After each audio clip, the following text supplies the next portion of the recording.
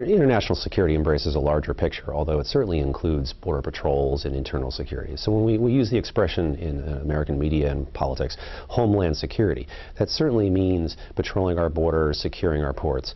But it also embraces a larger profile of threats that are actually outside the United States' borders.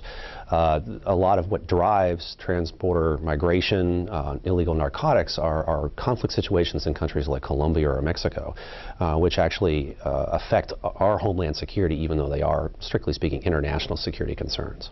We have spent a considerable amount of money on ramping up homeland security expenditures, but we are still only inspecting less than 5% of the personnel and cargo that enter our ports and our airports.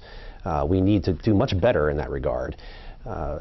Longer term, the ability of us to deal with China as a potential strategic competitor will require much more attention to the threat that China specifically poses, in this case their ability to project power into Taiwan, and that will require a continued naval commitment to the Eastern Pacific region.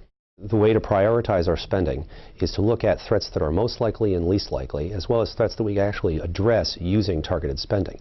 For example, we can do something about our ports, and we still haven't done that.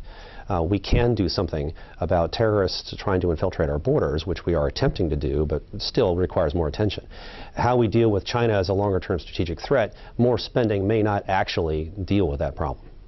When President Obama assumed office in January of 2009, one of the most striking things that happened was a sharp improvement, a sharp uptick in every single public opinion survey around the world regarding the attitudes of foreign nations towards the United States. Obama certainly improved our image in the world.